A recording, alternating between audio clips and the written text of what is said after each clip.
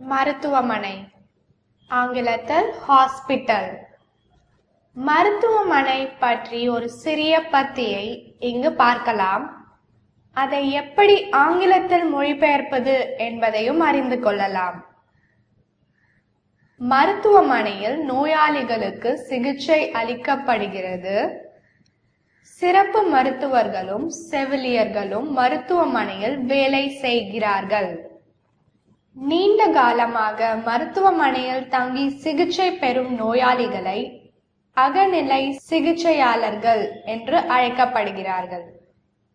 இந்த பத்தியின் ஆங்கில மொழிபெயர்ப்பு: A hospital provides treatment to the patients. Specialized doctors and nurses work in the hospital.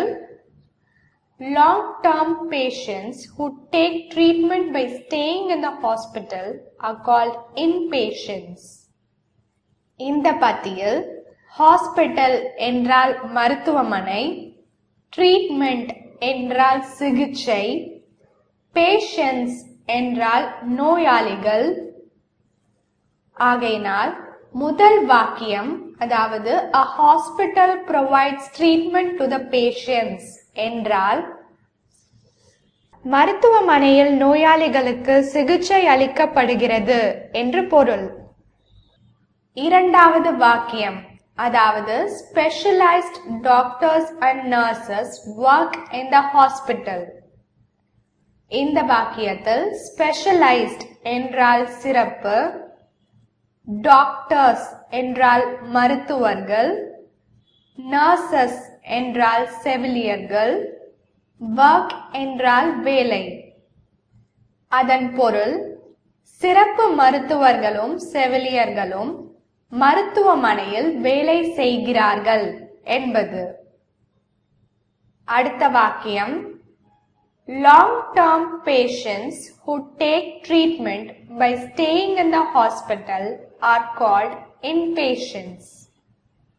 long-term என்றால் நீண்ட காலமாக, staying என்றால் தங்கி இருக்கக்கூடிய, inpatients என்றால் அகநிலை சிகிச்சையாளர்கள்.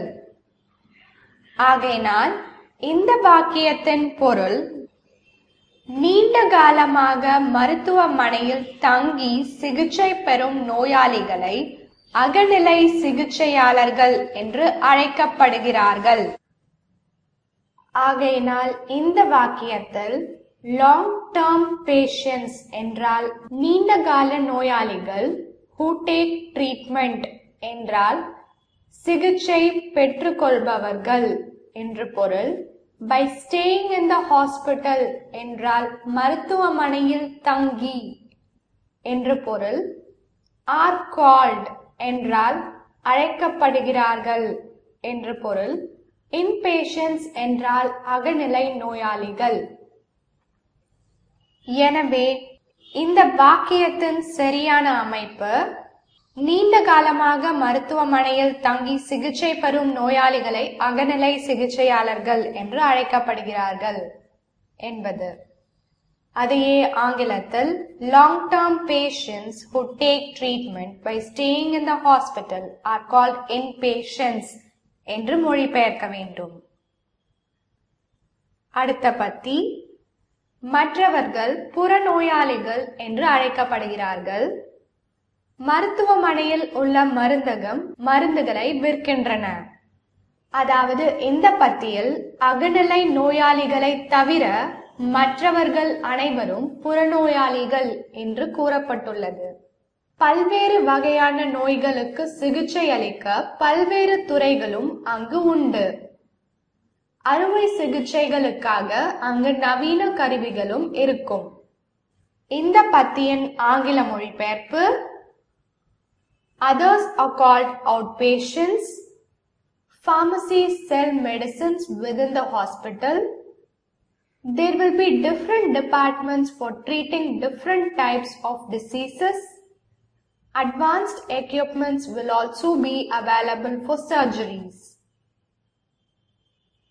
இந்த பத்தியின் பொருள்: others என்றால் மற்றவர்கள், Outpatients என்றால் புறநிலை நோயாளிகள் அல்லது புறநிலை சிகிச்சையாளர்கள். Are called என்றால் அழைக்கப்படுகிறார்கள். ஆகையினால் மற்றவர்கள் புறநோயாளிகள் என்று அழைக்கப்படுகிறார்கள் என்ற முதல் வாக்கியத்தின் ஆங்கில மொழிபெயர்ப்பு others are called outpatients. அடுத்த வாக்கியம் pharmacies என்றால் மருந்தகம், sell என்றால் விற்பது, medicines என்றால் மருந்துகள், within the hospital என்றால் மருத்துவமனைக்குள். ஆகையினால் இந்த வாக்கியத்தின் பொருள் மருத்துவமனையில் உள்ள மருந்தகம் மருந்துகளை விற்கின்றன.